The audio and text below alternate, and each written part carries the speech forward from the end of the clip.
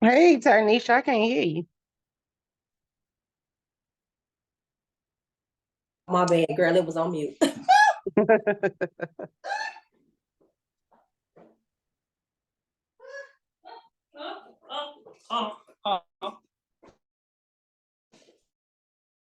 It was on mute.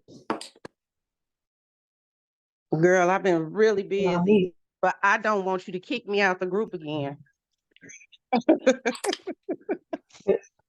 I've been taking care of my family. But I know you be busy. Yeah, I know you be busy, so that's why I'll just decide. Let me ask her if she coming because this is a good book, even if you didn't read it, Hey, just to be here ladies. for to support him and things like Yeah, that. Hey, Beatrice, how are I'm you? good. yeah, I didn't get Good. a I'm so chance to glad you was read able it, to but I join us. did download it. Hey, Beatrice. Okay. Hey. Uh-huh. Yeah, that's why I told everybody it's okay if you didn't read. We kind of had a little break this month. If you was able to get it in the library, that's cool too. If not, hey, you can read it later. But I just wanted you all bodies to be on here to support our Chicago Yeah, author. Yeah. well, So yeah, and it was more of a photograph book. It wasn't, where we had I to know just, I did browse through it. With all hmm the artists, the old school upcoming, everything. I thought it was interesting. I hmm definitely want to read it. Yeah, it was definitely good. I enjoyed it. I'm like, oh my God. If you get your hand on the hard copy, girl, it took a lot of work to get this book together. I'm sure it did. I'm sure. Girl. This is like a book that needs to be in a museum somewhere. Like, for Really? real. Yes, that's how beautiful it is. When you see it, you're gonna be like, oh my God. The pictures are just, oh my God, it's crazy. Yeah, I seen some of the pictures. Oh, okay, okay, okay. Yep, I just decided. I said, I've seen a couple people regularly. I said, let me reach out to Beatrice and Lisa because I haven't seen Beatrice since I want to say the summertime when we had the pool party. I'm not really sure. Lisa, I don't think I've seen you since I don't know, March or something. We had our first Girl, outing. it's been a It's been a while. minute. I I said, let me just know. see if they It's coming just been because so much that's been going on. I'll tell you about it later. okay, okay, okay. But yeah, I said, let me just reach out and see if they can hop on for a few minutes and listen to him, you know, Yeah. because a lot of our other books, you know, is definitely you gotta read it, or if not, read some of it. This one here is like you can, it's good if you did, but it's okay if you didn't. You know what I mean? Yeah. Well, y'all Yeah. forgive me because I'm gonna be getting dressed for work at the same time. Just like I said, keep your phone on mute and we just want you here. Glad you're able to come. Thank you, So we ma'am. good with that. We got another Lisa too. She just joined Really? a What's her couple last months name? ago. Um, I think it's Papal. Lisa, what's your last name? Azu Papo? Isa Okay. Papa. Did I say it right? Oh, Azu Papo is hyphenated. Yeah. Oh, How Isa you Papa. spell it? AZU hyphen POPOW. Okay. Like Papo. Good to meet you. I'm Mhm. Lisa Harris. Oh, hey, Lisa Harris. Nice to meet you as well.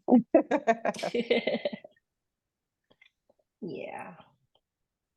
Hello to all the rest of you ladies that's coming in and joining us. The author will be in a few minutes. I told him just give us some time to log on. So yeah, we'll be on shortly. Hey Tamara. Hey Hey. Angie. Um, Hello. Hi, there should be some everyone. more people. Hey, Tamara. How are you? Oh, I forgot y'all know each other. Yeah, that's Uh-huh, Lisa from Tamara. Tagline. Oh, hey, Lisa. Hey. Yeah, you ain't got your face on, so that's why she ain't know. I know. That's because I'm trying to get dressed. Okay. Yeah, I sure forget y'all know each other. Mhm. But just want to give out some quick announcements before we get started. I sent you all a text letting you all, well, a message in the group chat letting you all know that the book we read in January, Fox and Rob book called Time, they'll be on in March. It was a lot of people on the call. Unfortunately, I did not record it, so that's why we have to retape it again. If you have not read it, please purchase it, download it, and read it. It's a really deep book. I think you definitely would enjoy it. So those that have read it, you may have to go back and, just skim it or reread it. It's a short book. It's only maybe 15 chapters. So it won't take that long to read. And like I said, if you listen to the Audible, because you probably know you won't be able to find a hard copy because I think I purchased the last hard copy that was out there. They have to probably get some more and go to the manufacturer or something. I don't know, but the Audible is out there. I think that's how most people read it, if I'm not mistaken. But they're going to come on in March. I'm going to reschedule a taping for them. She told me not in February because the Mardi Gras was going on. So she's busy, and to reach back to her. So I'm going to probably reach out to her sometime this week and let you all know what day we decide to do it in March. So that will definitely be our last Zoom. And then we'll be back on Zoom in September. And, March, we start going back outside. So yeah, we're going to go out. The last Sunday, I realized it is Easter. So we're going to do it that Palm Sunday. That's major, but it's not as major as Easter. So people should be available on the 24th. If you want to put it in your calendar now, it'll be at 1 o'clock.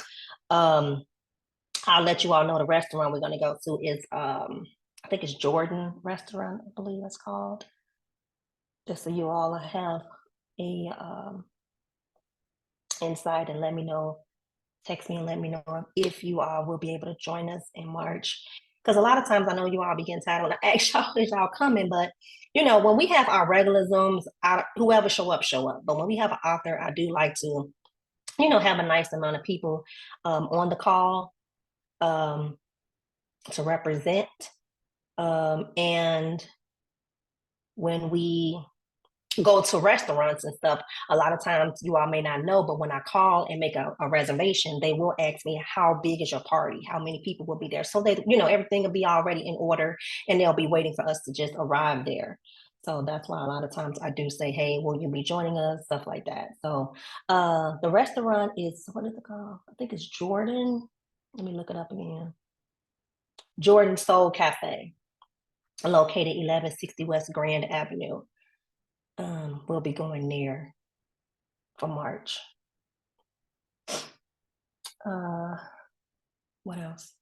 I think that's all I got. Oh, we got to pick a book. So let me write down who all is on the call now, so that and if you all do not have the book, I will send it out to you all. The book list.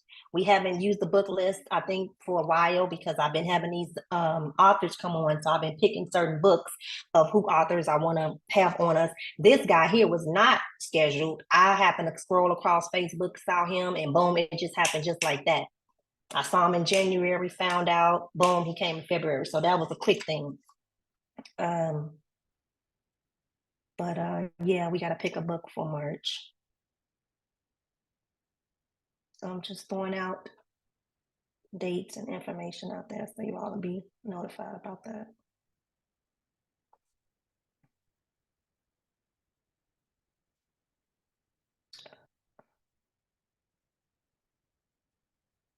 He will be on at about 1:15. I told him give us time to, talk and get us situated, and because I don't like them waiting on us, to log on and stuff. So I said, you know what, I'm gonna start just having them come on a few minutes afterwards. Give us some time. Lisa. Okay. A few more people will be on with us. We're just waiting patiently. Hey, Crystal, I don't think I spoke to you. How are you doing? Hey, honey, how are you? I'm good. Good. Pastor Smith got a book coming out. You know that, right? Or did Say you it not again. know that? Pastor Smith got a book coming out today. Oh, I think it's already out, right? It's today. Okay. Today is the launching, or he having his thing at the church today, I think. Okay, yeah. Just to let you know, in case your mama want to get the book or you want to get it or whatever. Oh, she went to church, so Oh, she she probably, was yeah, getting it. she'll So probably we'll get see. it. Yeah. Mhm. I said I'm gonna get it to support him. Hey, Gwen. Gwen is the other new member. She actually been with us for a while now, but she just retired and now able to be more active. Her first appearance with us and first time I actually got to meet and greet with her was last month. We went to go see Tabitha Brown at the Athenaeum Theater. That was a really nice event for those that didn't make it. Hey, Gwen. So yeah, and she also brought her niece with us. Her niece is also joined as well. She was there that night. Her niece's name is Maya Smith. I don't know if she'll be on with us today, but she's also a new member. Hey Gwen, it's Lisa. I'm on the camera because I gotta go grocery shopping. So, but hey everybody. Hi, Lisa.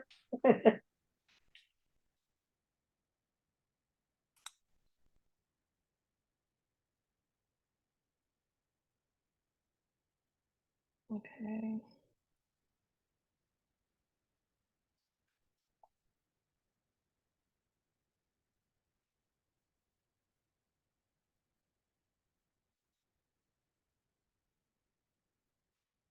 We got about 4 more minutes.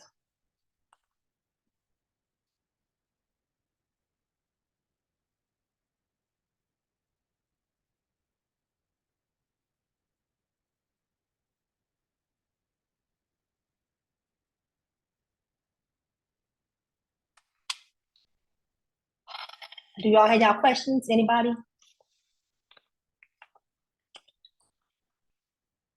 No?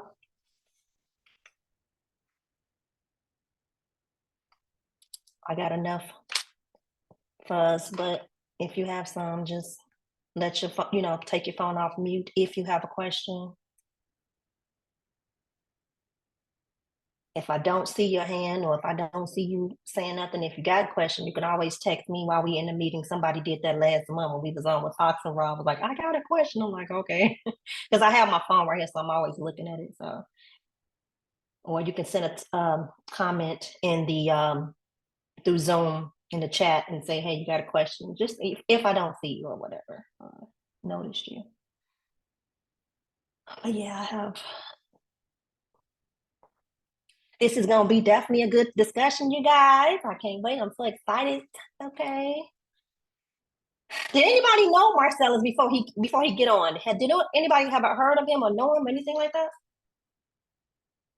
Anybody? Nobody?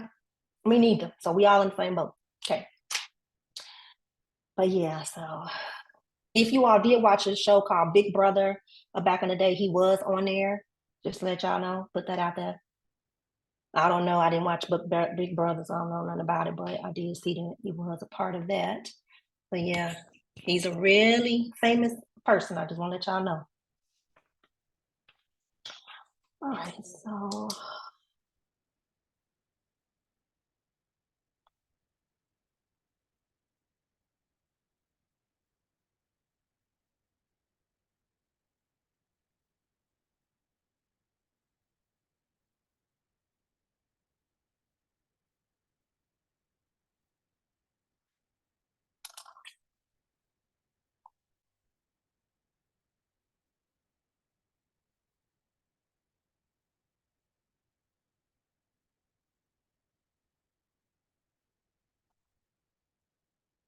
How many people did get the book and read it?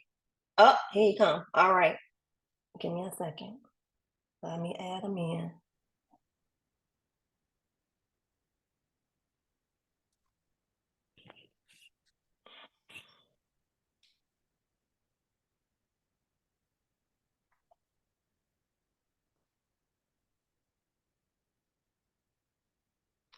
Okay. Hello, Start hello, video. hello. Hi. How are you? I'm good. How are you? I am great. Welcome, welcome, welcome. Marcellas Reynolds. Welcome. We are so happy to have you on with us today. And it is an honor to have you with us and discuss your new book, Supreme thank Sirens. you. The name of your new book is called Supreme Sirens, Iconic Black Women Who Revolutionized Music. What a beautiful, Yes, it is. phenomenal photographs in this book. Beautiful cover. Yes. Thank you. The queen herself, Missy Elliott, on the cover. Yeah. I know. When I saw it, I was like, wait a minute, what's going on? What? So once I saw that, I saw a Twitter, she tweeted something about the book, and I was like, wait a minute. I started doing my research, and here we are today. Yes. Wait, did you see, was it Missy who tweeted or Instagrammed about the book, or was it me that Instagrammed about the book? Missy's been tweeting. She tweeted herself. It was Missy, because Missy's been like tweeting about the book and Instagramming about the book. I'm like, okay. No. And when I seen it, I was like, okay, who wrote this book? Let me find out who Marcellas Reynolds is. Okay, let me find out who he is. I reached out to you. Okay. I reached out to you, and like I said, lo and behold, you are here with us on today. Well, thank you for reaching out, and thank you for your tenacity. You are welcome. So I just want to let everybody know before we get started, Marcellas Reynolds is from Chicago, Illinois.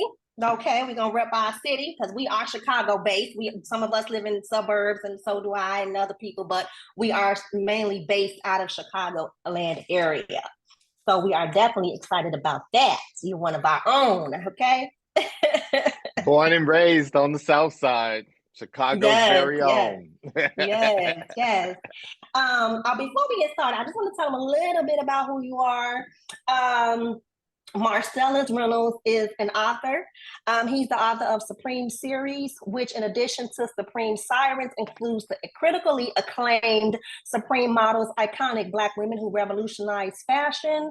He wrote that in 2019, and Supreme Actresses, Iconic Black Women Who Revolutionized Hollywood in 2021. And in 2022, Reynolds partnered with supermodel Iman to executive produce Supreme Models, a 6-part documentary series in conjunction with Vogue magazine and the YouTube originals, which I did watch, okay, and loved, by the way. After a decades-long career in fashion, beginning when he was 15, Reynolds considers himself a walking, talking fashion Wikipedia. Before becoming an award-winning author, Reynolds worked as a model, a celebrity, a fashion stylist, entertainment reporter, and a television host. When Reynolds isn't writing, you can find him casting television shows with the Emmy-winning Lizzles, Watch Out for the Big Girls, and Max the Hype. A longtime resident of Los Angeles, viewers can find Reynolds happily chatting about all things fashion and pop culture on Access Hollywood, Good Day, LA, Tamron Hall, and Bravo's TV Watch Happens Live. All right. Once again, welcome. Thank you. All right. So my first question for you today is, when did you first get the idea to write about the Supreme series, going all the way back to the beginning in 2019? I think the genesis of the idea, I've always known that I was going to write a book or write a series of books. And I always felt that I could write a book as far back as like maybe even high school. But the genesis for this particular book came in 2011 because I've always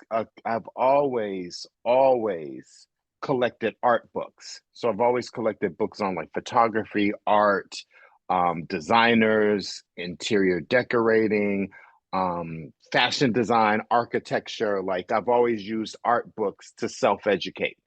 Plus, from a design standpoint, they look great stacked around your apartment. So I've always had art books, but I'm not the person that just had art books. I'm the person that read those art books from cover to cover because I want to know a little bit of something about a lot of things, right?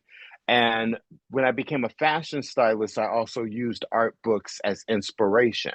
for like ideas about fashion. And I think that if you're like in any, you can't be a doctor without going to medical school. You can't be a lawyer without going to law school. I think that if you are in whatever field you happen to be in, you should learn as much as you can about it. So as far as fashion, since I was a fashion stylist, I really wanted to learn about models and designers, and I really wanted to learn about everything I could. And that actually extended into like film and television as well, right?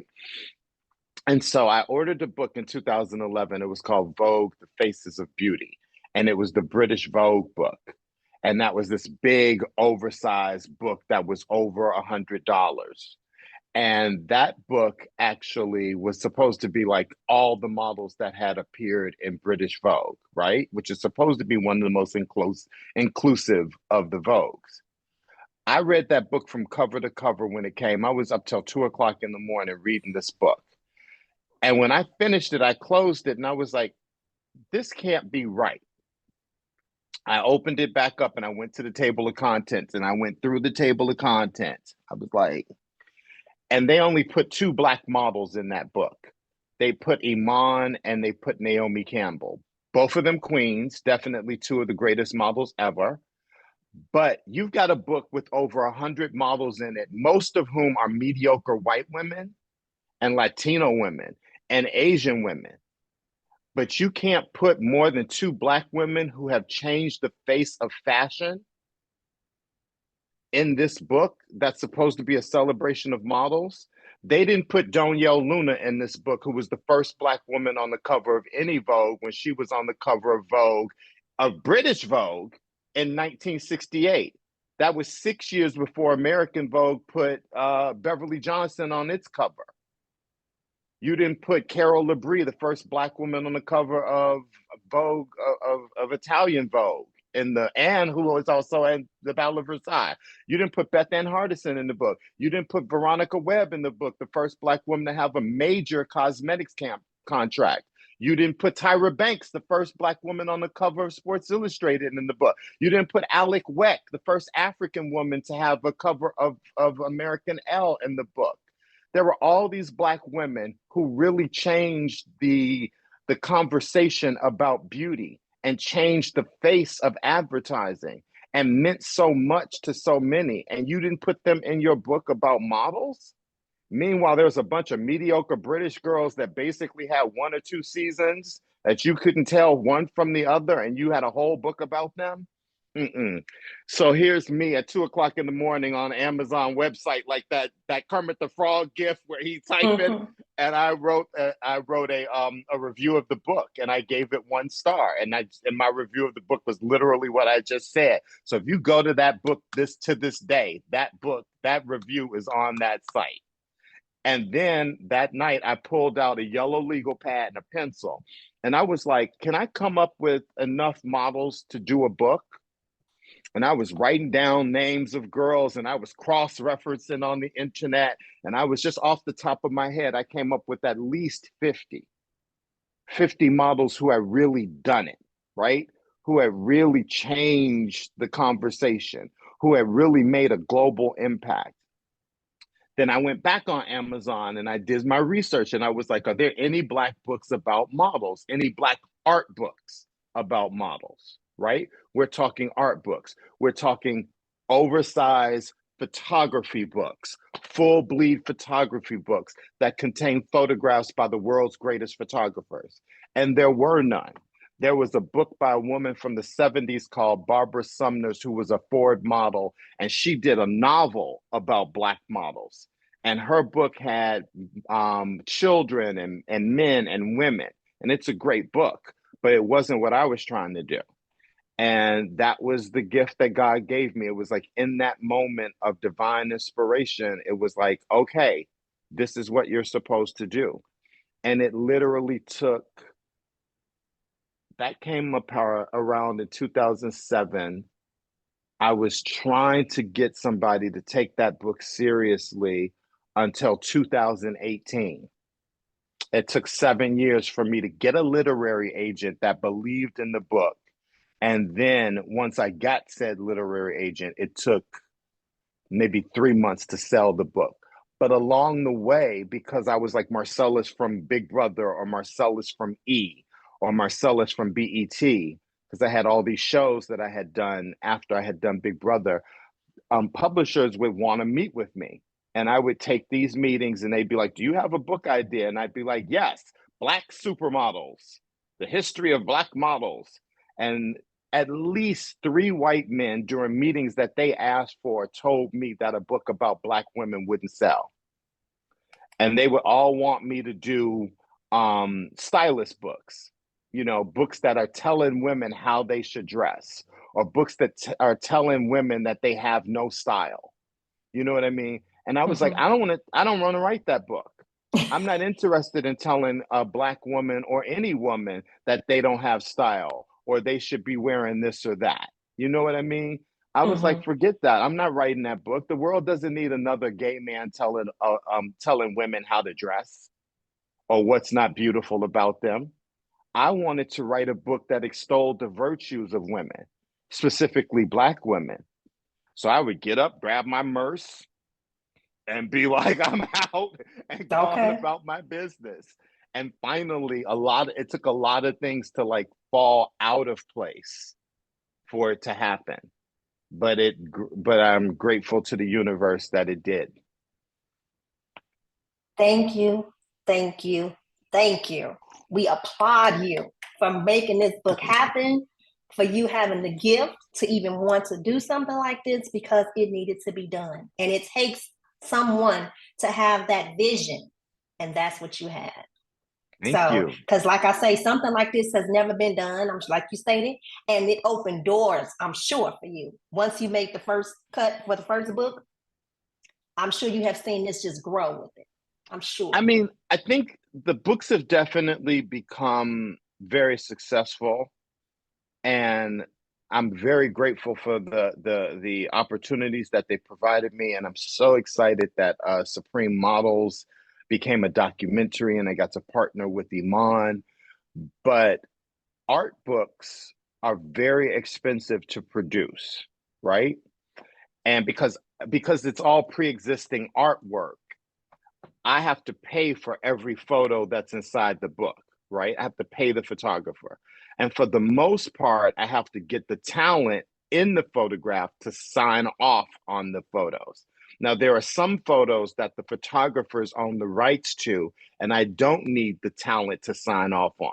And those are usually photos that are like them holding an Oscar, or them holding a Grammy, or them holding a whatever award. And here's an Easter egg about all the books. If you see a photo in this book and the person is holding an award, that means that that person refused to help me, refused to sign off on the book. These books are populated by Black women who will sit on television, sit in interviews, cry, and wring their hands about how unfair fashion is, how unfair Hollywood is, how unfair music is. And the same person will say, no, I won't do a Black book. The same person will sit there on television in interviews and talk to you about how hard their career is, how they can't get a hair and makeup person to do their hair correctly, blah, blah, blah. I make X amount of money, but then I pay blah, blah, blah. But when a best-selling Black author who happens to be gay comes to you and says, this is the project that I'm working on, I'm writing a book that will be part of your legacy, that little Black girls will be able to go into a bookstore and grab, that they'll learn something about you in. Those same women who extol the virtue of Black culture have literally said to me, no, I don't want to be a part of that. Mic drop. I ain't gonna name no names, but they out here talking about they the culture. They out here talking about they out here talking all this shit. And at the same time, I'm going to their teams and I'm saying, hey, I'm Marcellas Reynolds. I've been in this business for 25 plus years. I have a best-selling book called Supreme Models. I have a best-selling book called Supreme Actresses. I want you to be on the cover of this book, or I want you to be inside this book, or I want to do an interview with you. I have a documentary series on YouTube that has 8.5 million views, most of which are from Black people. And those same Black people that say, oh, so-and-so didn't help me, or so-and-so did this, or so-and-so did that, won't help another Black person. That is just ridiculous. And But I'm part of glad you my said it. mission, part of my mission in life is, it's funny because on Sunday morning, I find myself talking to y'all. I'm from Chicago. I'm from the South Side of Chicago. I grew up poor. We ain't have shit. My mother was, I'm all those stereotypes. My father abandoned me before I was born. I never met my father. I laid eyes on my father in the casket when he died. I went to the funeral. That was the first time I met my 8 half siblings. I only met 6 of them because 2 of them, one is in jail and one was in Europe or something. And my mother, I have 2 younger brothers. All of us have different fathers. We grew up on welfare, right? For the most part. I say that I've been in the fashion business since I was 15, because at 15, I got my first job. I worked at Water Tower Place selling women's clothes. I started as a stock boy, though. And there was a manager there who recognized very quickly that I was more than a stock person, right? Because women used to walk over to me and be like, what do you think of this outfit? And I'd be like, oh, that's amazing. You look amazing, but you could go a size down, or that skirt comes in red too. You should try that on, or that sweater comes in pink, or wait a minute, let me go get you this. And I was selling even though I was a stock boy. And my manager was like, let me pull you off this ladder and give you a job. And the moment that my mother figured out that I was making money, she was like, stop going to school and work full time. I got that job freshman year going into my sophomore year. I went to Kenwood Academy. I had to test to get into Kenwood Academy. From the time I was a sophomore in high school until I left high school, I worked full time. I would cut school to go work full time. So I know what it means to work for a living.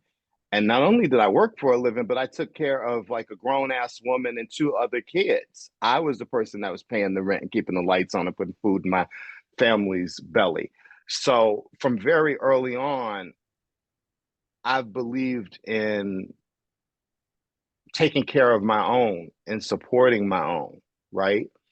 I worked my way through college very slowly because I had to pay for college. And I was lucky enough to get discovered to be a model, working at a restaurant in Chicago on Randolph.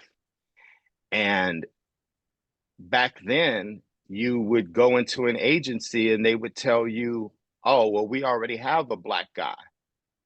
And you'd look on the walls of the agency and they'd represent like 300 people. And they had every iteration of white you could think of, every iteration of Latin they could think of. But they thought having one Black model, male or female, or maybe 2 or 3 was enough. You know what I mean? And that couldn't help but make you feel like you were in competition with other Black people, right? So when you hear these stories about Naomi and Tyra, I almost understand Naomi's behavior because Tyra told the truth. To be honest, Naomi was doing that shit to Tyra. But that business made you feel like if another Black girl entered the business, you had to exit the business. And they always make Black people feel like we're competing with each other. A new Black person comes into your space at work and you feel like you're competing with them, right? And so I say all of that to actually, I kind of understand sometimes when these women say, or front facing, they talk about sisterhood and supporting other Black people. But then the truth is that they don't. You know what I mean? Because you are competing with other, I guess that's the way the history of slavery has put us together. has pitted us against each other. And one of the reasons I'm here with y'all this morning is because uh, a Black woman reached out to me and asked me to do her Zoom for her book club. And I'm always going to do something that Black people ask me. I am. I heard that. And we thank you again for that. It's funny you talked about sisterhood. I noticed in the beginning of the forward was Monica, and she talked about the importance of sisterhood and how we as women need to support each other and have mentors, you know. And then she also closed with stating that we are because of each other, you know, and those are strong words to be said by a Black woman, you know. A lot of times we don't have that sisterhood. You will be surprised how many Black women don't have just someone to talk to, just to vent to, you know, to understand their pain. Mentorship, sisterhood, it's so important. We as Black people we almost have to have that more than anybody else, because the odds are so stacked against us and people are working against us. You know, so we need that. I find myself fortified. Well, one of the reasons why people keep saying to me, well, when are you going to write a men's book? I'm actually not interested in writing a men's book, because growing up Black and gay, my friends were Black girls. When I was being bullied and beaten up by groups of boys, my girlfriends were the ones that were stepping in, and they were like, leave him alone, stop talking to him, don't treat him like that. So I'm always going to ride, I think, a little bit harder for the Black woman than I ride for anybody else. And so I think it's like necessary, right? And I think it's interesting to talk about Monica, because if you think about Monica, you don't talk about Monica without talking about Brandy because of the duet. You don't talk about Monica without talking about Brandy because they came up at the same time. You know, the music business was looking for very young Black girls to kind of compete with, let's say, maybe Britney Spears or whatever was happening at that moment. Christina Aguilera, Britney Spears, you know, this idea of like the super young preteen girl, you know, and make her into a star. But we've all heard, you know, about Monica and her behavior and blah, blah, blah, and the beef between her and Brandy and yada, yada, yada. But when I talked to Monica and I did that interview with her, which eventually became the forward for the book, that was the direct opposite of where Monica was at. And she talked about that in her interview. She talked about this supposed beef between her and Brandy. And, you know, so much of that couldn't make it into the book, or couldn't make it into the, you know, some of it is like, it's not the point of the forward for her to directly address her beef with other people. But Monica talks about this idea of, and it's definitely what the books are about. It's this idea of legacy, right? It's this idea of sisterhood. It's this idea of one Black woman's success making it easier for the next Black woman and the next and the next. It's the idea of like one woman will open the door and hold the door open for the next and the next. Now, what we know is maybe that doesn't happen as often as it should, but it does happen, right? And so when Monica says in her foreword what she said, but when she talks about Whitney Houston being a mentor to her, and she talks about Mary J. Blige being a mentor to her, and she talks about Missy being a mentor to her, that's what the books are about. I want anybody that picks up the book, yes, the books are beautiful, look at the pictures, but read something, because I want you to learn about the legacy, that how we as Black people are interwoven, how our successes are interwoven. You know, everybody wants to talk about our failures, but we need to talk about our success, because they talk about our failures to diminish our success. There's not a single area of science, art, anything that Black people haven't conquered, or Black people have that we have a space in. You know what I mean? And that's what these books are sort of glorifying. Yes, and like you said, we don't talk about how the women have opened the door for each other. We don't talk about that a lot. A lot of young people don't even know. They just think it just happened. They need to know how it all began, how it started, because like they stated in the book, Black people, we weren't even able to be doing anything, being on TV, being on the stage, to perform anywhere. So it had to take somebody or some person to open the door for other Black women. It didn't just happen like that. We didn't just wake up like that. Okay. So I'm so happy. I always say, buy the book because you're interested in Cardi B. Buy the book because you're interested in Nicki Minaj. But you also gonna learn something about Ella Fitzgerald and Lena Horne and Josephine Baker, right? Because Yes. if those women didn't exist, if Ethel Waters didn't exist, if Bessie Smith didn't exist, if Sister Rosetta Tharpe didn't exist, what we know now wouldn't exist, right? If those women hadn't crawled through glass and faced the indignities that they faced, Billie Holiday, then we wouldn't have a Samara Joy, right? If Sarah Vaughan hadn't done her thing and had to not go through the same door that the patrons paying to see her were going through, or stay in the same hotel that she was singing at, then we wouldn't have Janelle Monáe selling out concerts, or we wouldn't have, it's all part of the same glorious history that moves us forward. Yes. So that's one thing I do admire about this book, that, like you said, it's not just pictures, but you're going to get some history with reading this book. I mean, while reading this book, I found things, of course, I didn't even know myself. I mean, I just want to point out some things that you named in this book about Josephine Baker. She created performance arts. Eartha Kitt, she made history as the first African-American woman to portray as Catwoman. Lena Horne opening doors for MGM Studios, and The Wiz being her last film. I love The Wiz. I didn't know that was her last film that she made. You know what I mean? That's how I found out about Lena Horne, by watching The Wiz. I fell in love with her ever since then. And talk about Lena Horne, like, this is the second Black woman ever to get a major contract from a motion picture contract, right? Which should have made her famous.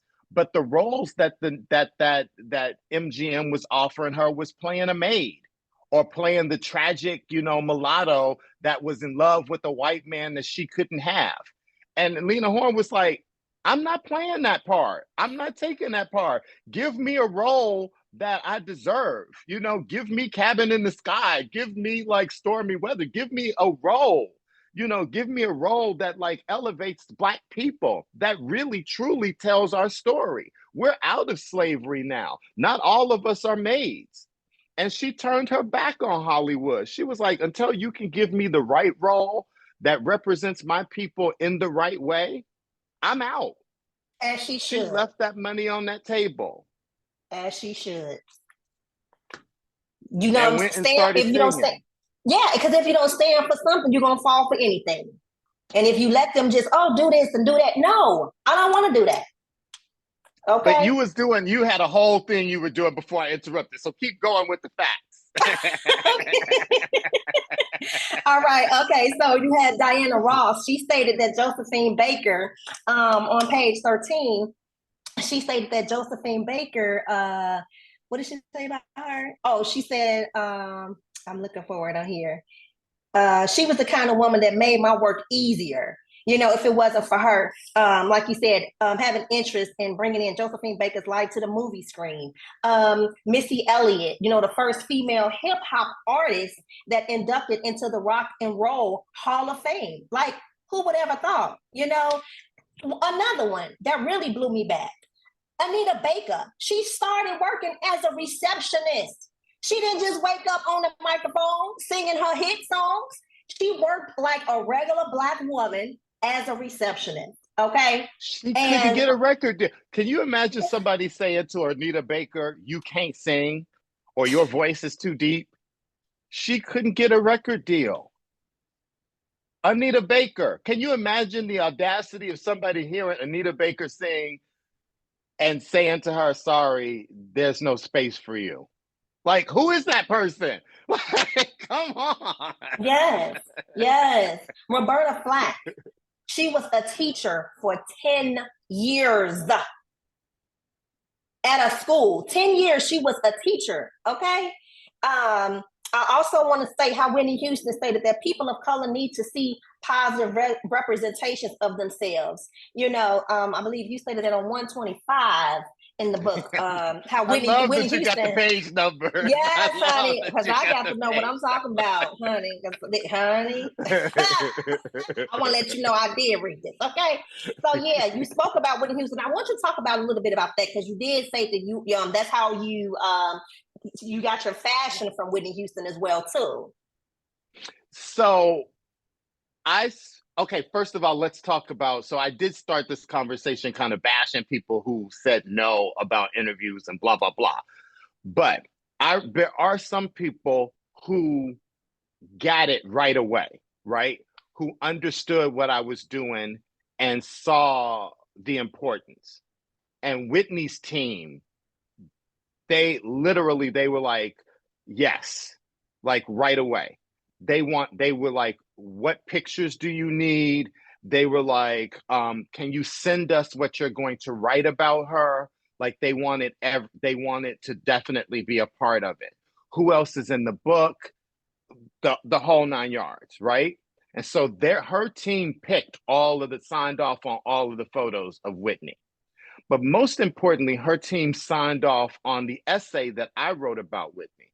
Now, I had the honor of meeting Whitney a couple of times while she was alive, because I was like Marcellas from E. Like I would be, at a party and there she was, or I would be interviewing somebody and there she was on the red carpet, or we would be at the same event. And Whitney was always, oh my God, I have this one Whitney story. We were at the Regent Beverly Wilshire, the hotel from Pretty Woman that the hooker was at. Yeah. We were in, and I got on the elevator, and Whitney and her team were on the elevator. And when I got on the elevator, Whitney's security guard stepped in front of her. But of course, you're facing in and they're facing out when you get on. And I was like, oh my God. And she was like, hey, baby. And I was like, Whitney. And she was like, I was like, Whitney, we've met. I'm Marcella. She was like, I know who you are. Look how cute your outfit is. And I was like, oh my God. Like literally she had that thing where like just saying that, just acknowledging your existence. I mean, I was floating on a cloud for like weeks after that. But I'll tell you how I was introduced to Whitney. So I'm this little gay kid, right? Who loves clothes and fashion. And my best friend, Donna, who was like my sister, when crazy stuff happened at my house, I would go to Donna's house and I would stay at Donna's house. And Donna's father and her mother, they used to call me, I call her father Pops to this day. And that's my family. That was my second family. In fact, her mother, Donna's mother, was like, I'm taking you because the stuff that's happening can't be happening. You got to come stay with us. So she tried to take me from my house. Like she's like that person. So Donna and her older sister got 17 magazine. And being the little gay kid, I was like reading 17 magazine from cover to cover, like they were reading 17 magazine. And Whitney Houston back in the day was a model, and she was always in 17 magazine with her little short afro. She was like the kind of dark-skinned Black girl, and then there was a light-skinned Black girl named Kirstie Bowser. And so for a bunch of people my age, we grew up with Whitney. Before Whitney was Whitney Houston, the singer, she was Whitney Houston, the model. She was like the girl that she was in Young Miss, and she was in 17. She was the girl that taught us how to dress. So if not me, but she was the girl that taught. So for all my friends in high school, whenever Whitney wore something in high school, they wore what she had. So she had on like corduroy shorts and knee socks. they had corduroy shorts and knee socks on Monday. If she was wearing like Bass Weegens, they were wearing Bass Weegens. If Whitney was carrying a Coach barrel bag in a shot, they were carrying a Coach barrel bag. Like, she was the gold standard. When Whitney cut her hair off and did her little afro, because at first she had like, it was like kind of perm, all my girlfriends cut their perm out. They had little afros. And what's big about that is it's because we're looking for role models. We're looking for people. People are constantly telling Black people, your skin is too dark, your lips are too big, your hips are too big, blah, blah, blah. So we're looking for those role models that tell us it's all right to be us, right?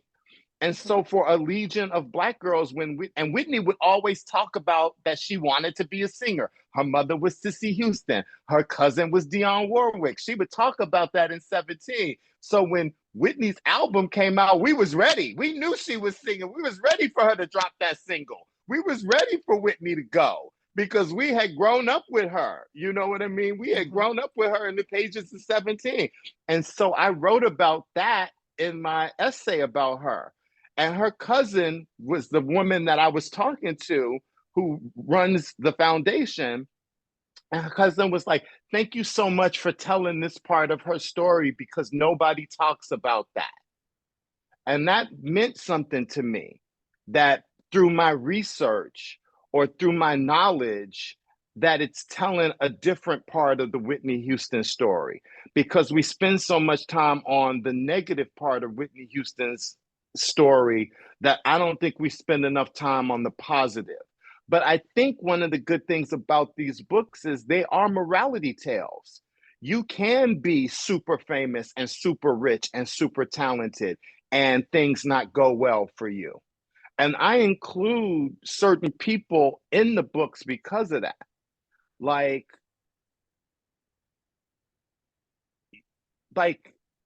one of my favorite singers is Phyllis Hyman. Phyllis Hyman did not have that long a career.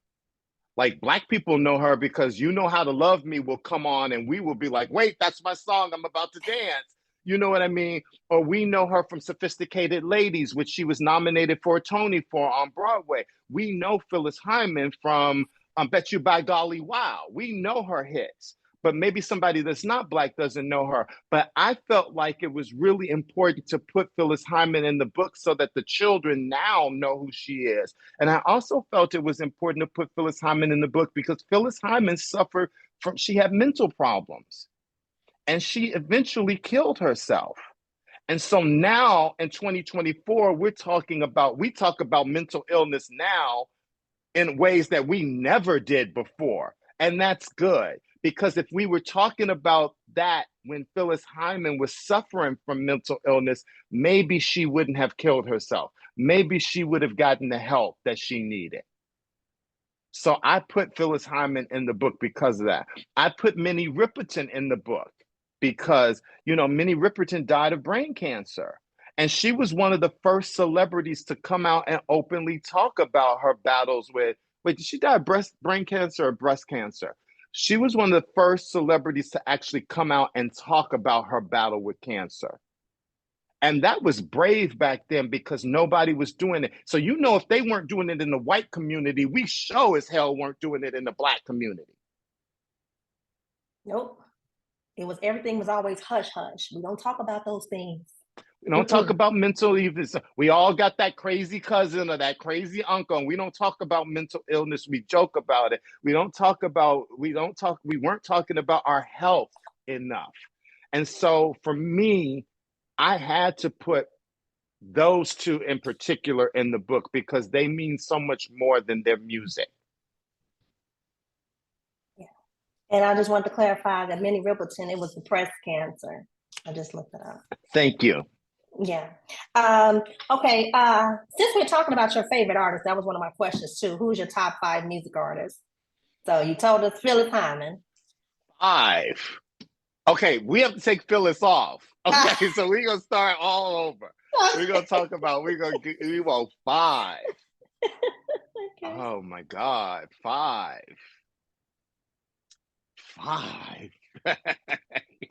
I I mean, I need like subcategories because I could give you 5 jazz, 5 pop, 5 You rap, can give me one 5, from each you know. category if you want. One from each category if you No, want to do it that way. I'm gonna give you 5. Okay. I'm gonna give you just 5. Of course I'm gonna give you Whitney because that's the greatest voice ever. Like Whitney Period. will nobody can top. Period. Nobody can full stop. Period. Nobody can top her Yes. for whatever. So I'm gonna say Whitney. Then I'm gonna say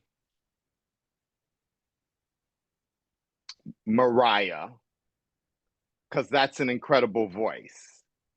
And when Mariah was going, she was giving us hit after hit after hit. And it was like you could put on a Mariah Carey CD and it was like every single song on it was a bop. And or every single song on it was a mood. Because I remember when I fell in love with this boy named Gino, I would play I Can't Let Go for like on repeat, like 100 times because I was obsessed. I could not let go. Okay. So I can't let go without going right back to living on Lakeshore Drive in my studio and being in love with Gino and not being able to let go. And he wasn't acting right. He was sort of dating, It got you but we through weren't really sometimes. dating. But he was It got you through. coming over at 2:00 in the morning and gone before light, and it was like that kind of thing. And I was like, I can't let It go. got you through. It got you I can't through. let go. It got me through. So all right, we're gonna do Whitney, we're gonna do Mariah, we're gonna do Ella Fitzgerald because her phrasing, her voice, the clarity, the phrasing. We're gonna do Diana Ross, not because of Diana Ross's voice, but we're gonna do Diana Ross because of just who she is and who she became because of moving through Motown, right? Mhm. And her in the 70s, right? And her in the 80s. And we're gonna do Diana Ross because of Lady Sings the Blues. And we're gonna do Diana Ross because of Mahogany, right? We're gonna do Diana Ross because she gave us Tracy Ross. We gonna do, Yes. some performers are just so much bigger than their voice, right? So wait, now we got Whitney, we got Mariah, we got Diana Ross. Yeah, we got 4. Who's One the fourth? more. Who was the other one? We got Whitney, Mariah, Ella Fitzgerald, Ella Fitzgerald. And Diana. okay, 5. And we got Diana Ross. I guess I should say Missy because she on the cover, but but no, it's not Missy. If I have to give you 5, it's not Missy. Who is number 5? Oh, does it have to be a Black person? Can it be somebody else? It is Black History Month. It is Black History Month. Can they be tangentially Black? It's fine. I'm just saying. Angela Bofill. Okay, so like Angela Bofill is not Black, right? But Black people ride really hard for Angela Bofill. And I grew up in a household where my mother played Angela Bofill like it was her job, right? Like she loved Angela Bofill. And so like there'll be a moment like on a Sunday morning where I feel like I need to clean my house and I'll put on like Angela Bofill and I'll be like, this time I'll be sweeter, or I'll be like, I'll try. Or, so like I love Angela Bofill. But if I had to replace Angela Bofill, then it would be Anita Baker. So that's my vibe. Take Angela out and put Anita in because Anita also is like Anita Baker. Come on. Yes. She's But that one, boy. I feel like my list makes me sound old. I am old, but I was trying to well, should I put in Cardi B? I don't know. Should I put it? No, I'm not listening to Cardi B all the time. I'm not listening to Nicki Minaj. I'm not, you know what I mean? I'm not, I'm having a moment right now with Summer Walker. I am having a moment with Summer Walker, but is she one of my favorites? No. You know what I mean? Like those are my favorites. Those are the people that I put on and I still listen to this day. Like yes, those and are the that's what ones I that wanted. I'm like, Yes. Yes. Okay, my next question. How did you select which music artists would appear in this book, considering that there are so many, it's such a wide range of music artists out there. So how did you select which ones would make the book? that's what becomes really hard. So every time I do a book, I do like an overwhelming list that's exhaustive, right? That has hundreds of people on it. And then I think about what their contributions to whatever field I'm working on, whether it be fashion or entertainment, or in this case, music, right? And then I go, okay, what are the parameters? What separates certain people out? And so of course it comes down to who won, who kind of dominated in the fields. So who won the most maybe awards, right? So that's always going to be the gold standard. So for Supreme Actresses, it was like who has Emmys, who has Grammys, who has Tonys, and so that whittles the list down a little more. With Supreme Sirens, it was like who has Grammys, who also has Tonys, who has maybe Oscars. And that whittles the list down a little more. But then it also, because they're art books and they're photography books, it really comes down to, I mean, look at that photo of Grace Jones on stage, that black and white photo. Look at Aaliyah's beautiful face. It just comes, I mean, Erykah Badu, I mean, you open these books to any page and there's a beautiful photo of a Black woman. And the other thing I try to do with the photos too is it's like, I want to show natural hair. So like with Erykah Badu, it's like the afros, or it's like, you know, the head wraps, right? With Ciara, I have that amazing photo of her with the big braids, right? All stretched out. That's what I want it to be a celebration of texture, right? Of truth. So it does, ultimately it comes down to who has the most beautiful photos, the most arresting photos, the most important photos, right? So it's a combination of what they've accomplished as well as the photos. And then it's like, it's like Sophie's Choice. There will be people that I put in and then I have to take out because the photos don't clear, or I put in and the photo doesn't work. Like I really wanted to put Eve in this book, the rapper, because she was successful as a rapper, but she was also successful as an actress. And unbelievably, there weren't that many good photos of Eve. And so it was like, your photo has to stand up to the other photos. You know what I mean? I can't have a whack photo of somebody in the book and then the next page is some great photo. So it's like, because it's like photos have to have a certain, they have to have Standard. a certain flow. Yes. I mean, so like there are people that like, you know, but here's what I love. Because people will literally come up to me and they'll be like, you ain't put so-and-so in the book, but you put so-and-so in the book. And at first I used to be like, well, write your own damn book. But now I'm like, you know what? I love that conversation. If there's somebody you ride hard about, then like learn more about the people I did include in the book, but learn more about that person that I didn't include in the book. And what my publisher always says is, she's like, take certain people out, because that leaves space for volume 2. And I'm like, okay, you know what I mean? So like, if there's somebody in the book that should have been in the book, maybe they will be in volume 2. You can't shoot, you can't, I was gonna say something dirty. Thank God I caught myself. But you can't give them everything all at once. You know what I mean? You got to save a little. You got to hold a little bit. Hello. My next question: who inspired you in your career journey?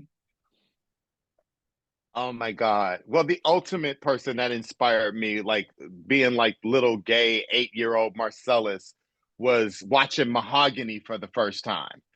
Like literally seeing that movie that was set on the south side of Chicago, and her getting on the L to go to Marshall Fields to go to work, which is where my grandmother and I used to go shopping. Like that movie changed everything for me. I remember getting the encyclopedia and trying to figure out where Rome was. And Rome is in Italy. And if you live in Italy, you're Italian. And Italian is a Romance language. And the Romance languages are Italian, French, and Portuguese. That movie just changed everything for me, where I was literally like, because I was the little Black kid that would watch movies and would watch television looking for Black people, right? I was looking for inspiration to get off the South Side of Chicago. So I was inspired by stories of Black people who came from very little and made it to the top, right? I was inspired by the Ebony magazine that had Sammy Davis Jr. on the cover, him standing in front of his house in LA in front of this big ass Cadillac wearing a blazer. I was like, ooh, one day I'm gonna wear a blazer. You know what I mean? Like I was inspired by that. But then I guess in my fashion career,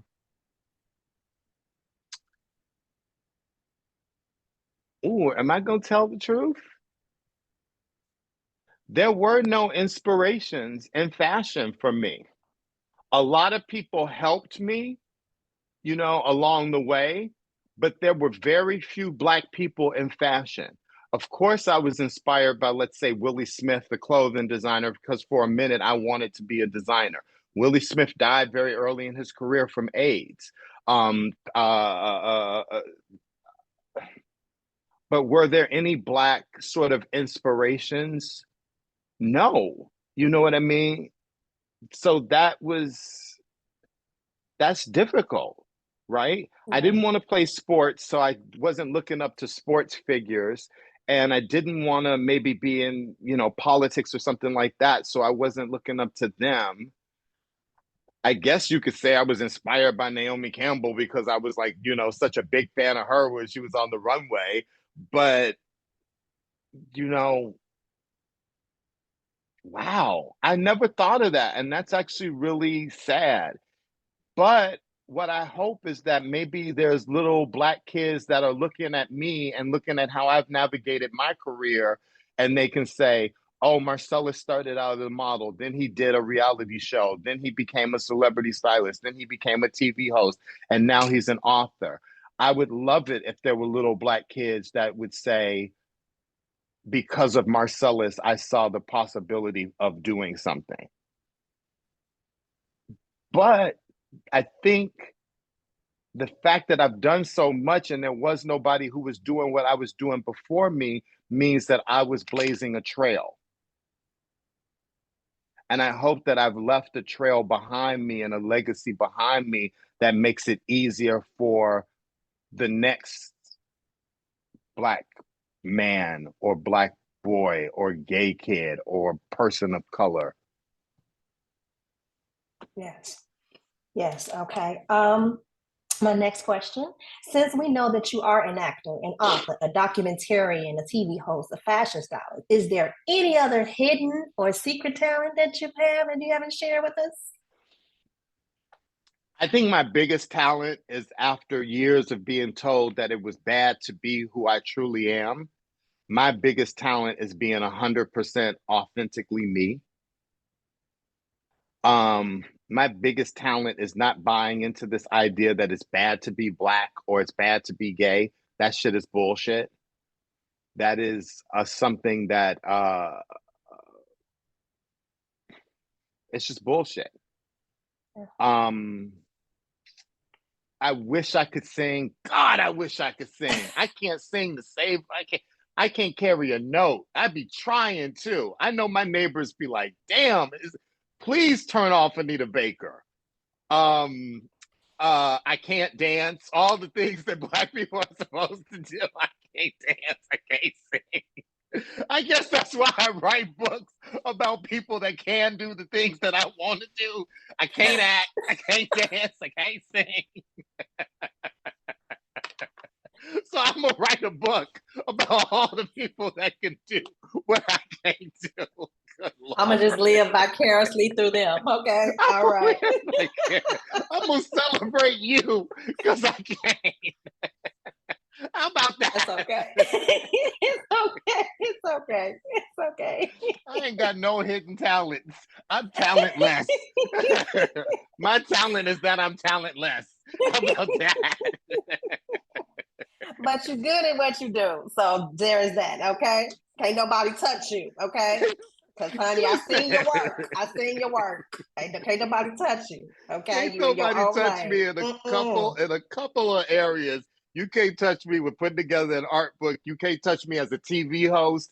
There's a couple of things you can't touch me in. Like Yeah, I hands am there. top tier platinum status, but Period. Okay. singing ain't Yes. one of them. Oh my God. I just want to talk about, I do have one more question. What advice do you give to people that's looking to thrive in their future endeavors? What advice do you have to give to them? I mean, I guess the easy answer is to don't give up, right? Because the universe, the world, not the universe, because I believe in the universe as like the higher being, as like God, as like the force that moves us forward. And I believe that that force wants you to have whatever you want to have. Wants you to do whatever you want to do if it's good, if it comes from the right place. But I believe other people don't want you to succeed, right? If people see you succeed and they're not succeeding, they go, well, what's special about you? You know what I mean? So it is don't give up. But I think dreams are free, right? So dream and then pursue that dream. And if that dream doesn't come to fruition, dream another dream. They're free. I always want to be working at something, doing something that expands my horizons, that teaches me something that's hard for me, right? I always want to be doing something that's hard for me. I don't want to do something that's easy for me or that comes to me easily. I want to be doing something that stretches and makes me think and makes me try and makes me frustrated. And you know what I mean? Because then when I master it, then when I like get into it and it becomes easier, then it's like, yeah, bitch, you could do anything. Okay. You can reach the stars, okay? Do anything. The sky is the limit. The sky is the limit. Right. Shout out to Biggie. Okay, RP. But yeah, so some more people that was in the book, of course, Shaka Khan, another history fact. She grew up in Chicago as another, of course, she's another legend as well. Stephanie Mills, I like what she stated in her interview. Yes. Stephanie Mills interview, because okay, so I'll tell you guys the process of how the forwards happen, right? What I do is I interview as many people as I can, and then the interview that means the most to me, that means the much to me. Excuse me, that means the most to me is the interview that I then craft into the forward. So I go back to that person and I'm like, listen, I loved your interview. I would love to make that into the forward. Can we work together to make this into the forward? And generally, that person has said yes. That's how Gabrielle Union's forward became the forward for Supreme Actresses. And that's how Monica's forward became the forward. Monica's interview became the forward. So I have to do all this editing. Then I send it back to them. Then they look at it. Then they do their editing. They add or they subtract things. They go further on a certain idea. They flesh it out. Then they send it back to me. Then I edit it more. And then voila, I have a forward. Stephanie Mills' interview was so powerful and so amazing. And she talked about sisterhood, but she also talked about this idea of the truth. She's like, all these women that be sitting crying and talking all this shit about ain't nobody helping me. I reached out to all of them and I'm like, let's do a tour together or let's do this together. And none of them want to help me. They're not really telling the truth. They're not really about sisterhood. They're not really. And Stephanie believes in being 100% authentic, right? She believes in, which gets her in trouble, I think. you know, every now and then something Stephanie Mills said will hit the internet and you'll be like, damn, Steph, girl, did Yeah, you she don't really have no have to filter. do it? She don't have no filter. She don't have no filter. But why should she have a filter? You know what I mean? You can't fuck with Stephanie's voice. Right. She's Oh, no. forever Dorothy. You know what I mean? You know, you put on Never Knew Love like this before, and it literally like, I dare you not to sing along. I dare you not to get up and want to dance. Stephanie is Stephanie Mills. She's the queen. So Stephanie, and then I was having a really tough day the day I interviewed Stephanie, and Stephanie got me through. Like she literally was like, do not give up. Because I was a couple of times with this book, I was going to give up. I was going to give back the money to the publisher, the advance. I was like, I've had it. I'm not getting the cooperation I need to do a book. And Stephanie caught me at that one moment and she was like, no, because there were several moments, but at that moment, she was like, no, you're doing this book. And Monica did the same thing. Monica's interview was so crazy. It was the craziest day. And I was literally on my knees doing this interview. The way that it played out, I was on my knees doing this interview. It was so crazy. And at a certain point during the interview, towards the end, Monica was like, "Are you on your knees?" And I was like, "Yes, I am." And she was like, "Let's pray." And me and Monica prayed together. Monica prayed over me. And at the end of the prayer, she was like, "Stay the course." And I was like, "Okay." And she was like, "Stay the course." And I was like, "No, I will." And she was like, "Stay the course." And I was like, "Okay, no, stay the course. No, I'm good.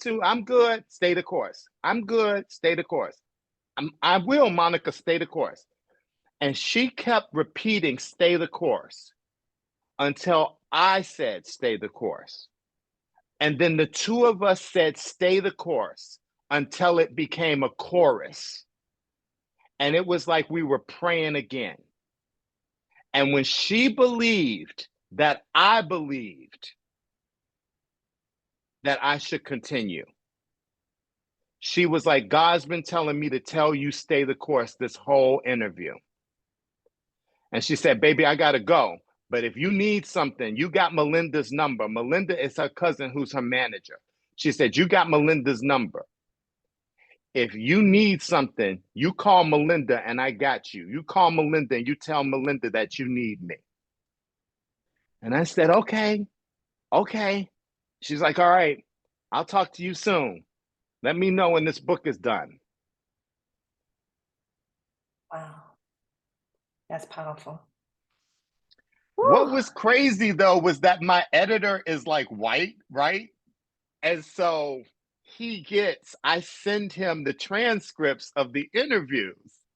And so he's seeing this whole transcription because the person that's transcribing the interview is trying to say, "Stay the course. I will stay the course. I will stay the course. Stay the course." And then he's like, "Stay the course. Stay the course. Stay the course." In unison. So when my editor was like, he was like, "What the hell happened at the end of the interview?" We was having a moment, honey. That was Black Church. I was crying. Monica was crying. We was praying. We was speaking in tongues. Right. We was in You don't know worship. nothing about that. Right. We was in praise and worship. I love it. But yeah, that Stephanie Mills, her portion in the book was really touching. I mean, she really, hit some points on, of course, loving your Blackness, loving your dark skin, be true to yourself. Don't ever forget who you are. Those are just some of the highlights that she stated in her interview with you. So yeah, we love Stephanie. I love that you said that because these interviews go on for like an hour, sometimes 2 hours. And then I have to pull out the most important things, the essence, right, from it. And it's only, the interviews are like a page and a half, right? And so sometimes I feel like, well, am I getting the essence of what that person was really trying to communicate? So when you said that about Stephanie, that really means a lot to me, because I wanted to give the reader what she was truly trying to say. Oh, right? I heard it. I caught it. Okay, 227, which was very a critical piece that you have here for Vanessa Williams. We live in a time when there are no longer teaching music in public schools. How does that make you feel? And she stated in her response, that it's horrible, and then she stated it was not only learning a discipline. It was not only learning a discipline and learning how to read music, but it helps your brain in math and science because of the practice required to play and read music. It pains me when I see the disregard for music education and the arts, not just music, but art and theater. Even if you don't make art your job, art enriches your life. And I want to talk a little bit about that, how they're taking music out of the schools, because can you elaborate on that? Listen, we live in a time where we're going backwards. They're banning books, and the books that are being banned the most are Black books. They don't want to, they barely want to talk about Black history, which, by the way, is American history. There's no such thing as Black history. There's no such thing as American history. There's history. Our histories are intertwined. You can't talk about American history without telling the story of Black history. They're one and the same. But they're trying to get us to not even talk about Black history because it can make little children feel bad. Are you kidding me? My books exist in a vacuum of a space where they're trying to take books like mine away.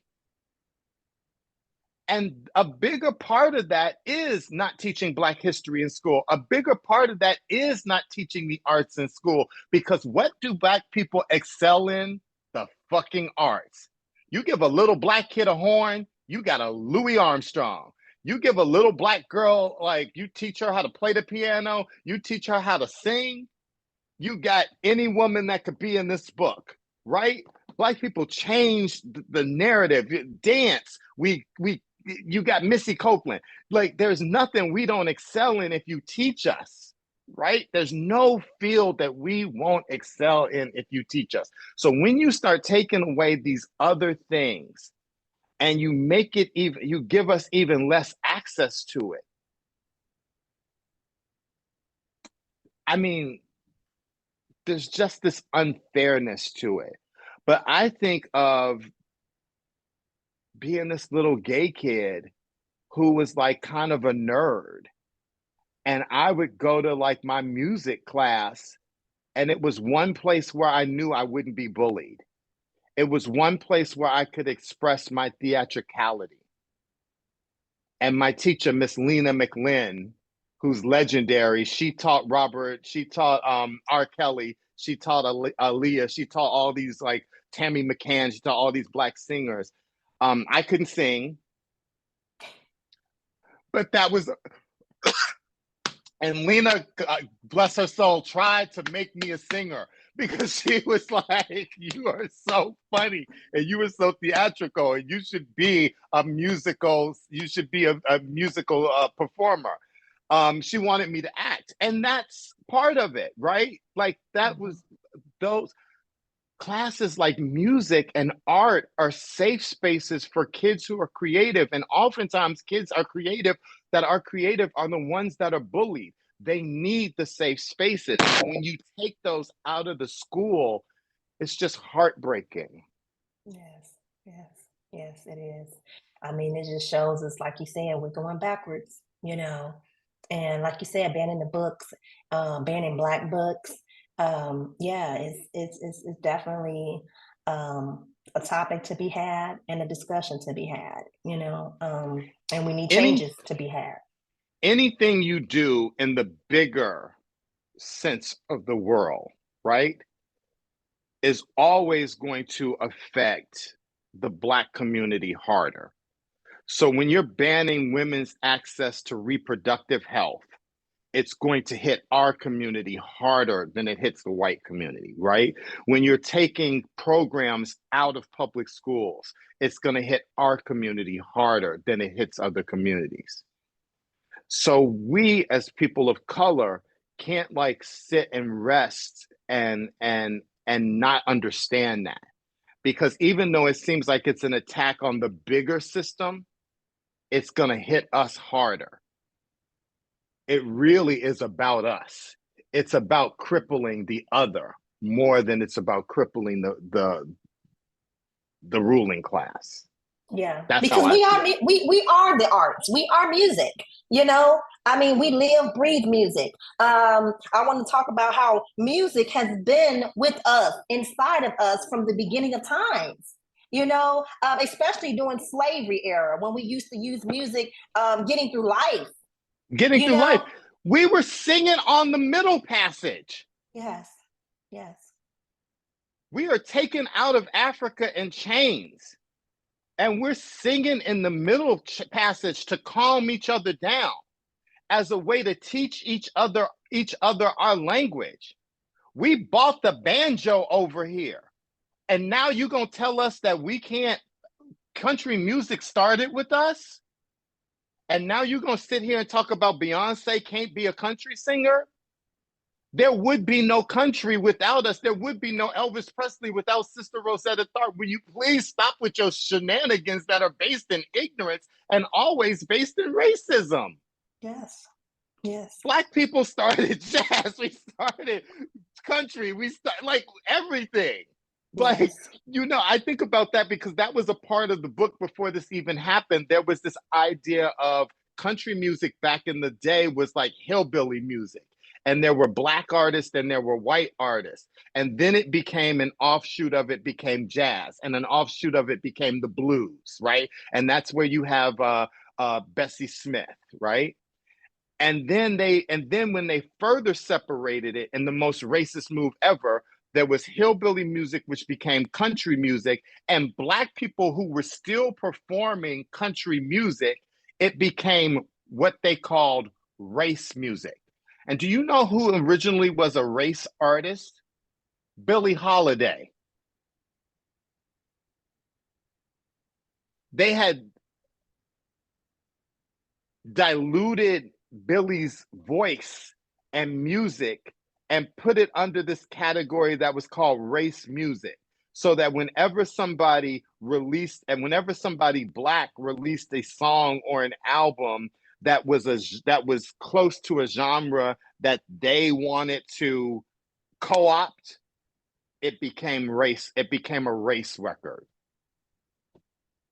And so you had artists like Bessie Smith and Ethel Waters and Billie Holiday when they would release records, they were these race records. No, they were jazz records, or they were country music records, or they were pop records, or they were blues records.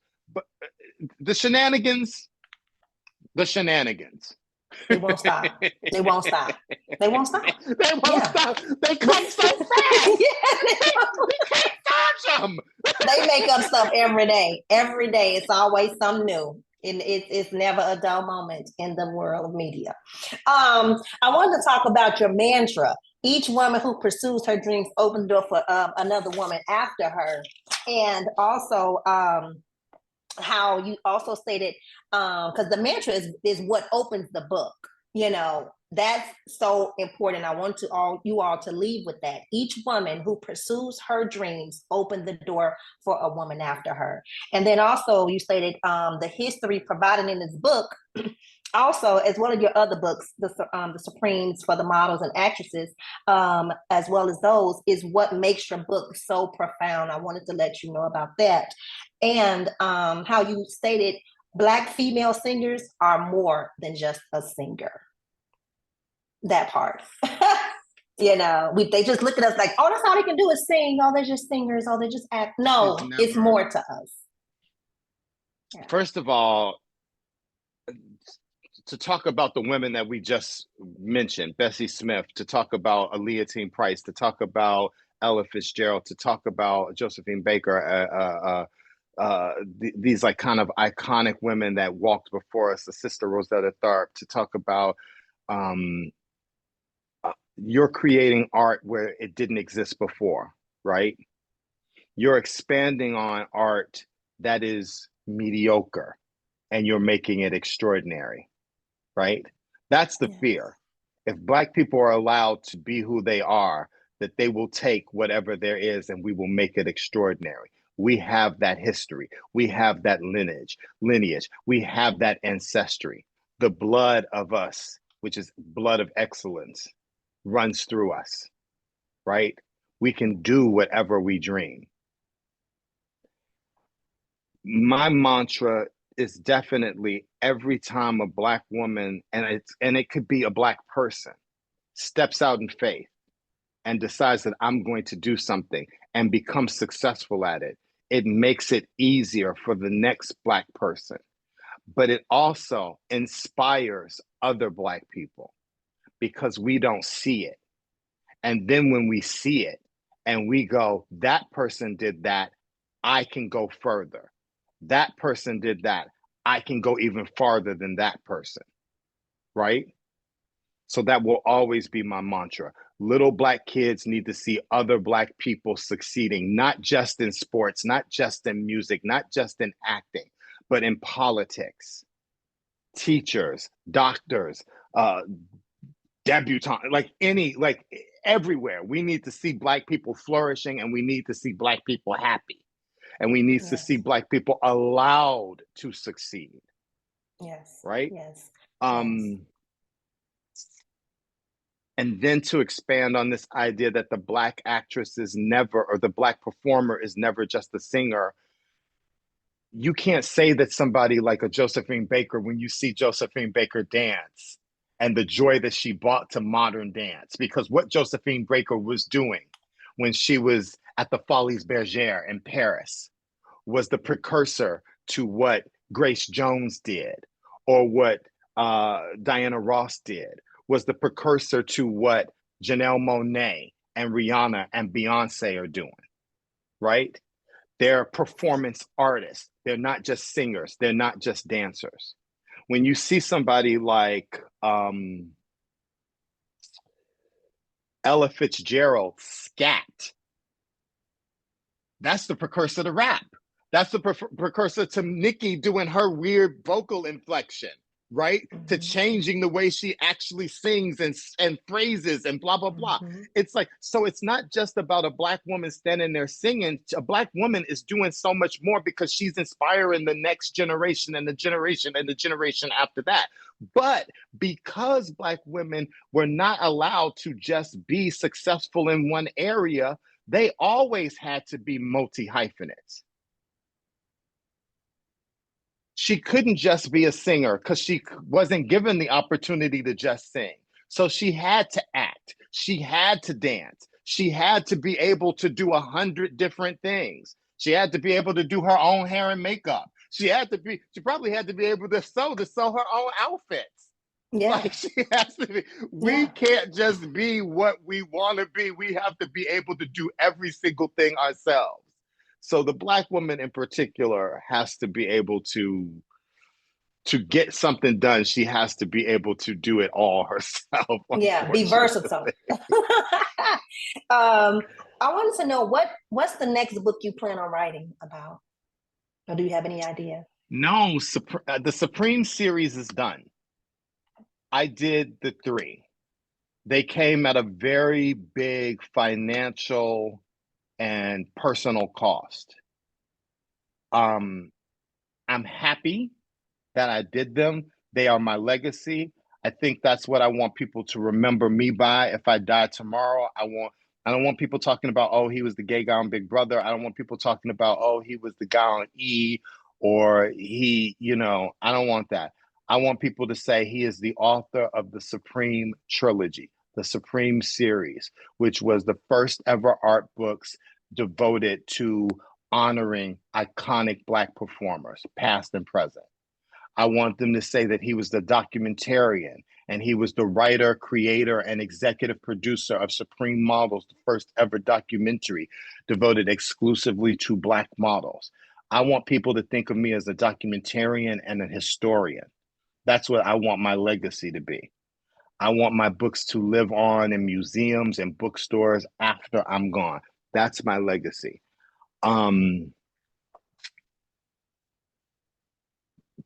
But they are art books, right? And I feel like if I continue to do art books, it dilutes the importance of the three. You know, people are like, well, what's next? Sports figures? No, I don't want to do sports figures. I'm an I'm artistic. I wanted to do models because I think that that's an art and I think that that's artistic. I wanted to do actresses because I swoon when I see Viola Davis cry. I wanted to do, Yes. you know, I wanted to do singers because I'm inspired by music. It moves me through my life. It heals my pain. It inspires me to keep going. So there's no other area that inspires me in that way. And so for me to do another book like that wouldn't be true to what inspires me, to what I love, right? No, I don't want to do Black politicians. No, I don't want to do a book that's just about like that's a myriad of different Black people. There are books already out like that, right? But my publisher does want me to write a book, and she has been saying since book one that she wants me to write a book of fiction. And so I do have an idea about a book that's based upon the life of a Black gay kid who manages to come from very little and become successful. And it'll probably be based in fashion, and it won't be just my life. It'll be like the life of, let's say, Willie Smith and Patrick Kelly and Andre Leon Talley and other gay Black men whose stories I also know. And I'll figure out a way to interweave those stories into that story, because I think that that's an important, I don't know if that's an important story, but I think that that's an interesting and fun story. Yeah, okay. Well, whenever you do write it, we'll be looking out for it, and we will definitely read it and have you back on. I think that's all for today. I wanted you to let everybody know about the docu-series. We did talk about it, but just let them know a little bit about that and the Invisible Beauty. Okay, so just announce that to the people. So the docu-series, Supreme Models became its own documentary. I partnered with Iman, the legend, and we got it done. And it was the first ever documentary devoted exclusively to telling the story of Black people, of Black women in fashion. And what's really important, I think, about the documentary and what's really beautiful about it is the archival footage, all this footage of like Ebony magazine and these Black girls in like the 40s and 50s on the runway in Paris, and all of that footage of Black people dancing and Black people and Black joy. Like when I look at that documentary, I go, oh my God, we did that. We found that clip. I mean, there's a whole section where in voiceover, we're talking about Black joy, and it's all these Black kids dancing in school. And then it becomes Black people dancing on Soul Train. You know what I mean? You don't see us happy. You don't see us joyous, right? And then there's actual footage of the Black Panther movement, and I can't remember her name, and one of the Black Panther women talking about her natural hair and talking about this is the way it grows out of my head and it's beautiful. And when she says dig it, I'm like, dig it. Like there's so much, it's just this beautiful, I wanted it to be an appreciation, not just of where we are right now in Black fashion, but it's an appreciation of your mama and your grandmama and maybe your great grandmama and what they thought was beautiful and what they had to go through to get to where we are today. And I think that documentary is really beautiful and powerful, and it really did that. And it talks about the things that Black women go through, not just in fashion, but in real life. The dark skin versus light skin, the natural hair debate, the size of your lips, your hips, sizeism, sexism, all of the isms that affect us so hard. But I will say this, when you ask me what's next for me, yes, Supreme Models got its own documentary, but Supreme Sirens is going to get its own documentary, and Supreme Actresses is going to get its own documentary. They each deserve it, and they going to get it, and it's going to come from me. And you all can watch it on YouTube. Go to YouTube. I didn't even know it existed. I'll tell you something. I'll tell you something free. I'll tell you something about this too. I wanted that documentary because it was my dream to be on like Netflix or Hulu or blah blah blah, and they all wanted it. Like all these other networks wanted the documentary, but YouTube kept coming back for it. And I was like, I don't want it on YouTube. That's not high end, blah, blah, blah. And Iman said to me, you're missing the point. This is the first ever documentary about Black women. If it's on YouTube, everybody who wants to see it will get to see it. And so it sits on YouTube and it's free for anybody that wants to see it. If it was on Netflix, Netflix would have already pulled it down. And what happens if you don't have Netflix or you don't have Apple Plus? On YouTube, this beautiful multi-million-dollar documentary is free for whoever cares to watch it. And it's amazing. And she was right. It's amazing. It is amazing. I sat there in awe watching it like, how did I not know this existed? The first 2 episodes, people cry about the first 2 episodes, the history. Oh my God, Donyale Luna, people don't know about her. They don't know about Beth Ann Hardison and the women from the Battle of Versailles. Yes. And what they went through. And you mentioned Invisible Beauty. There's a woman in Supreme Models that everybody should know about. Her name is Beth Ann Hardison. She was one of the models that went to the Battle of Versailles in Paris. And she has been on the forefront of Black fashion and the battle for diversity and inclusion, and including Black models in spaces where white people did not want them to be. And she has a beautiful documentary out, which I'm in for like 10 seconds, and it's called Invisible Beauty, and it tells her story. But her story is also Iman's story, and it's also Beverly Johnson's story, and it's the story of so many Black models who she helped, Naomi and that you have to hear her story, because you'll learn so much about fashion and the business of fashion from her too. It's just a beautiful documentary about a beautiful person. And she Kadeem Hardison's mama, so she gave us Kadeem Hardison. And I think that documentary is important because both of them are really honest about the relationship between a Black woman and her son. Yes. And that movie took me out. And I'm still trying to figure out my relationship to my mother. I still have anger where my mother is concerned because of how I grew up, but then I still have love and respect for all of the things that my mother did for me. And so when I watched Kadeem talk about his relationship to his mother, I saw parallels there, and it actually healed me in some spaces. That documentary is beautiful, and I'm happy to be able to say that I think the success of Supreme Models made it easier for Beth Ann's documentary to happen. And finally, there's a documentary about Donyale Luna that's called Donyale Luna Supermodel. And Donyale Luna deserved her own documentary. So when you have a Black documentary that Vogue helps produce that has 8.5 million combined views, it makes it easier for another person that has an idea for a Black documentary to go into the room. And when somebody says nobody's going to watch a documentary about Black women, they can say, there's a documentary on YouTube that has 8.5 million combined views. People will watch a documentary. Each one of the episodes of Supreme Models has over 1 million views on its own. Numbers don't lie. Numbers don't lie. Okay, you gave the people Clicks what they don't want. lie. Yes. I mean, it's a beautiful documentary. Like I say, it touched my heart when I watched the Invisible Beauty. You can catch it on Hulu. It is streaming now. Again, it's Invisible Beauty. So yeah, that's all for today. If anybody have any questions, Let me know. I don't think so. Okay. All right. So once again, thank you. I appreciate you coming on. This was a wonderful conversation.